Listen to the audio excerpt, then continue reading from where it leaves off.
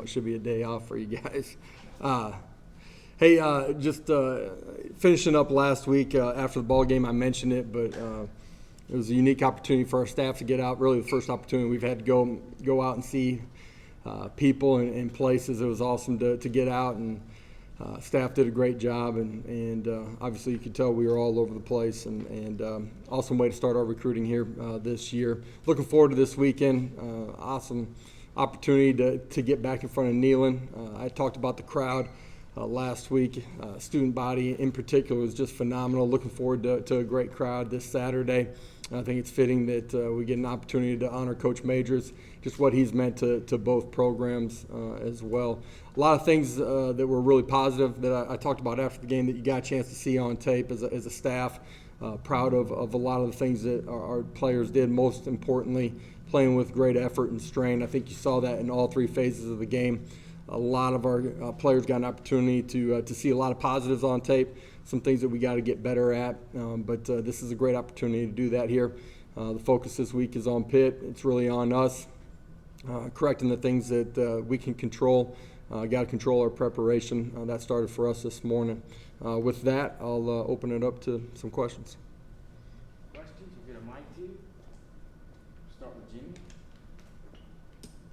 Josh, was there anything after watching the tape of the game that changed your mind after your initial impression? I think it reaffirmed the effort that we were playing with in strain. I thought defensively, our first two levels in particular, D-line and linebackers, played with great effort and strain, played sideline to sideline. I think you saw that with a lot of individuals on our special teams. Collectively, we can be better with all 11 playing with that type of effort. But a lot of positives. And on special teams, a lot of young players in particular getting their first action. Offensively, I thought the front five and the tight ends played extremely hard. There's some things that we obviously have to correct in the pass game, and everybody played a part in it. Quarterback having his eyes in the right spot and delivering the ball. Wide receivers understanding what we're asking them to do and being able to read coverage and sit in the right zone. Finish it with a throw and a catch, accuracy or catching the football, and then a couple of busts in protection that we need to clean up so we can sit in the pocket and deliver it. When it looked good, all 11 were operating as one. When it didn't, somebody was off. We got to have great fundamentals and technique and learn from those things and get better this week, and certainly can do that. John in the middle, then Madison in the back. Josh, were you able to get many recruits in here for a visit on the Thursday night game? Thursday night's tough for recruiting, especially. You got games that are coming up on Friday. A lot of them have things that they're doing on Thursday nights just as they're preparing for a game.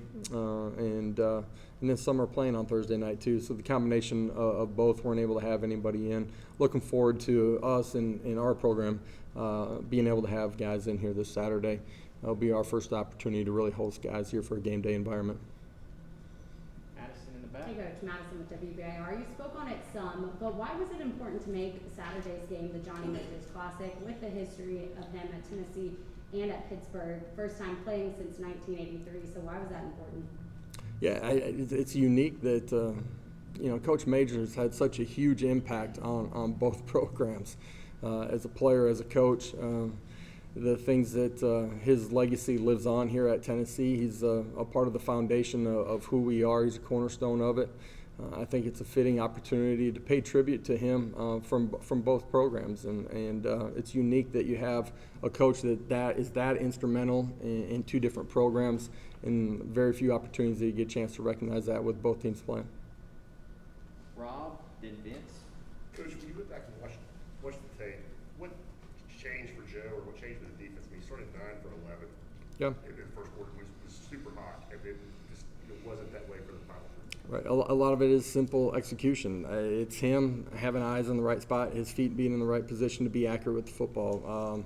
There's a couple times where we hit a receiver down the field, they got to come up with a catch. Some things where wide receivers aren't reading it the same way that he is. A couple things in protection where he's scrambling. When it's going good, right, and it looks easy at times, right, it's because all 11 are doing their job at a really high level. It takes one guy on the offensive side of the ball to put yourself in a position where you're not executing at that level. There's things that we can control, that we can do to make sure that we perform at a higher level consistently. Two things. Do you have an update on Cooper Mays' availability? And then also, when you looked at the tape, how did you evaluate Ollie, their guard, and then Jerome sliding over to center? Yeah, Cooper's in the building today, moving around. As the week unfolds, we'll continue to get a better feel if he'll be at 100% for kickoff. I thought Jerome sliding over, obviously the holding calls, but other than that, executed and performed at a really high level inside. Did a great job of communication, getting everybody on the same page. Some different things that we saw front structure-wise from them. I thought he handled it really pretty seamlessly in there. Ollie did some really positive things, a couple of the pin pulls where he's out in space, did a good job getting up on the second level. Thought he handled himself really well. Go to Austin and Adam. Do you expect Jimmy Callaway back this week? Yeah, we do expect Jimmy to be back playing this week. Looked at the defensive line performance. I think y'all played 11 guys. Yeah. Is that kind of about the number? Going into the game, I felt like we would rotate, give or take a couple of guys in that rotation. You're going to see a steady dose of guys rotating, being able to be fresh and play extremely hard.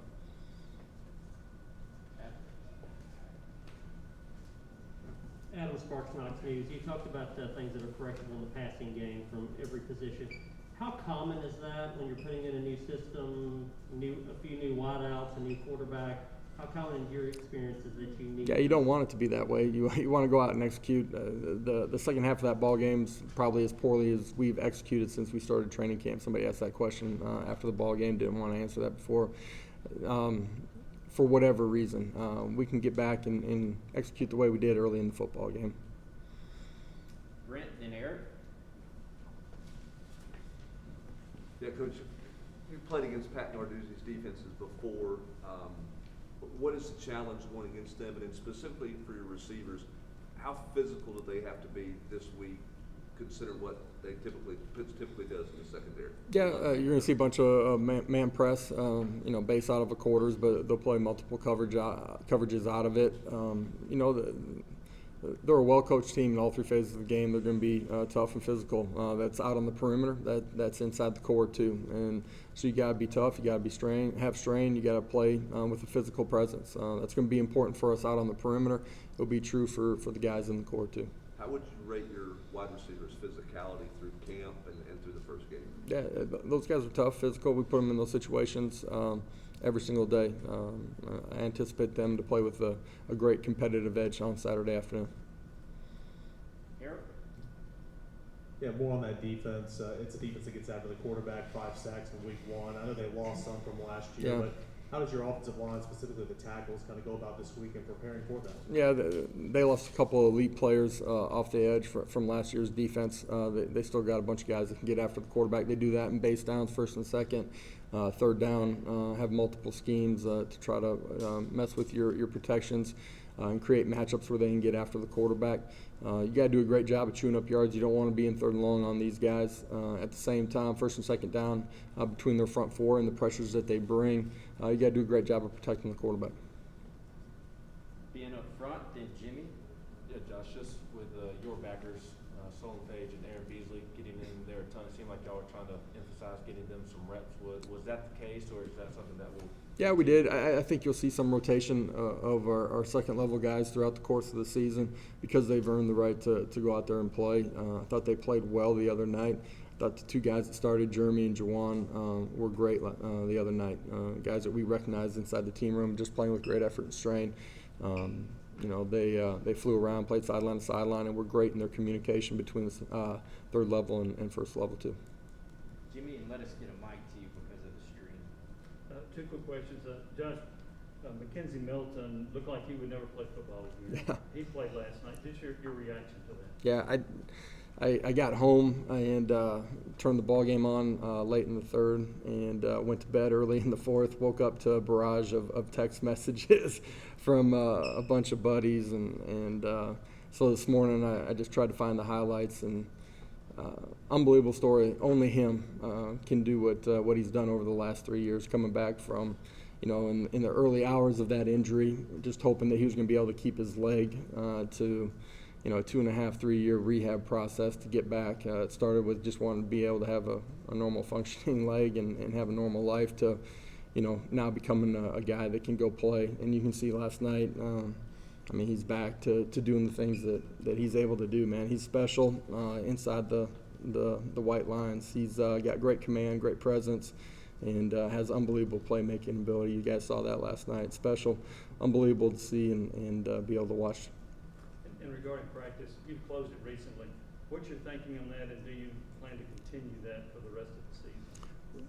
Really, the Tuesdays that you guys are used to, it's just the practice structure of what we do and how we start our practices during the course of the season, where we're into some scheme things right away. So that's really the reason why. Patrick, then Rob. Coach, anything new on Byron Young, and you guys prepare this week like he'll be back? Or? Preparing like he'll be back. We'll get word at some point this week from the NCAA. Coach, you played in the program at Oklahoma, where I guess Bud Wilkinson is kind of analogous to General Beeman here.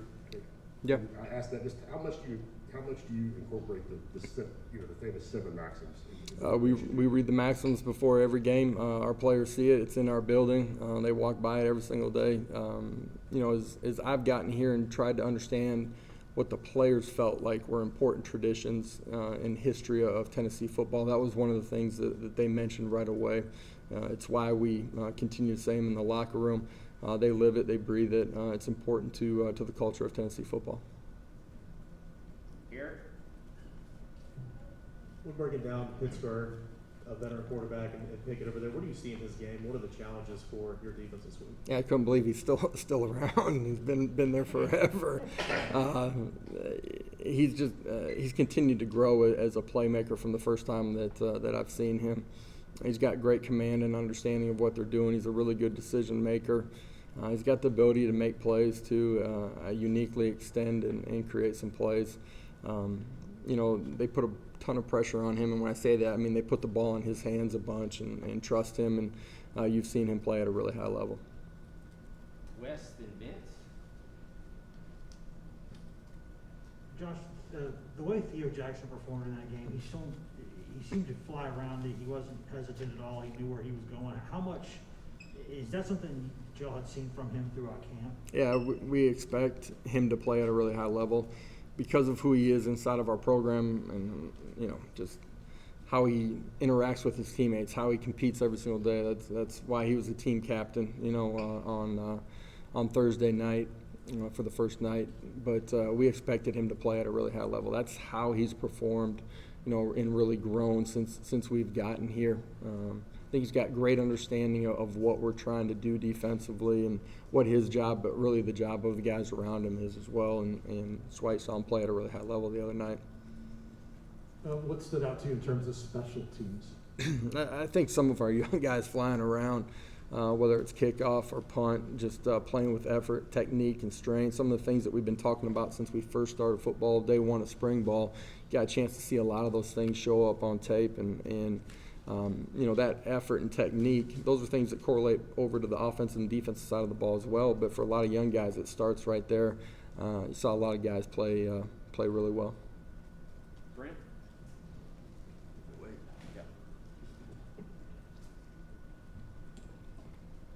What was, when you watched the tape, what was your evaluation of your running backs? What did you like that Tyon and Jabari did? And I know that Bowling Green maybe wasn't the most formidable rush defense from the previous year, but what did you like about the execution of your run game? Yeah, I thought as the night went on, they did a really good job of some of the scheme changes that we made. They adjusted to them at the running back position. I thought they did a really good job of pressing the line of scrimmage and delivering second-level blocks to some of our combinations, whether it's a center and a guard or a guard and a tackle. I thought they bounced it when it was right to bounce. They didn't just look to bounce it. And I thought they finished the runs really well, trying to get +2 at the end of it. Majority of the night, their ball security, getting pad under pad, arm bar, 2 hands on the football. I thought they did a really good job of that. Austin and John. To piggyback what Brent was talking about, Jalen got in late in the third. It seemed like he was trying to bounce everything, trying to make the big play. Is that something you guys try to try to hit on him with this week? Just kind of don't be so impatient. Just let it come to you. Yeah, first time in the ball game under the lights. He's been phenomenal during training camp. Expect him to play at a really high level. He bounced a couple of the runs right there. Unique structure to one of the schemes that he ran, or we ran it against, different than what he had prepared for. But expect him to have a big game on Saturday. Josh, do kickoff times make any difference to you? Would you rather play at night than say an early start, noon start? For our players, I don't think it matters. You know, I mean, as far as being prepared and ready to play when it's time to kick off, I think if you ask most players and coaches, they prefer to play early because you get to go to bed, wake up, and the game's on you. You know, you're not sitting around in the hotel all day with anticipation. You know, for your players, they get a chance to enjoy their families after the ball game and kind of decompress and enjoy the moment.